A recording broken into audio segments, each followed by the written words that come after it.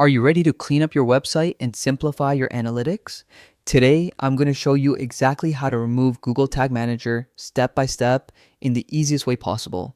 By the end of this video, your site will be free of GTM clutter and you'll know exactly how to manage it safely. First, we need to locate the Google Tag Manager or GTM container code on your website.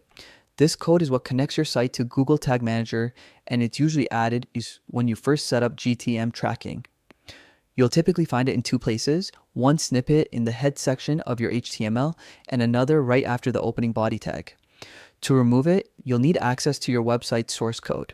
Whether your site is built on WordPress, a website builder, or even just plain HTML, you can edit the code. Just make sure you know how to navigate your platform. Once inside, search for the GTM snippets. They'll look like blocks of JavaScript and may even be labeled as Google Tag Manager in the code. Carefully delete both snippets, one in the head and one after the body tag.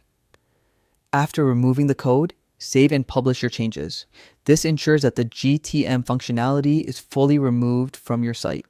Now, if you want to completely delete the GTM container from your Google account, head over to tagmanager.google.com and log in. Select the account and container you want to remove. Click on the admin tab at the top, then go to container settings. Under More Settings, click the three-dot menu and select Delete.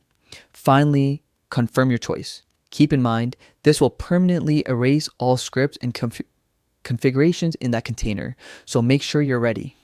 And just like that, you've successfully removed Google Tag Manager from both your website and your Google account. Your site is cleaner, simpler, and easier to manage. Thanks for watching.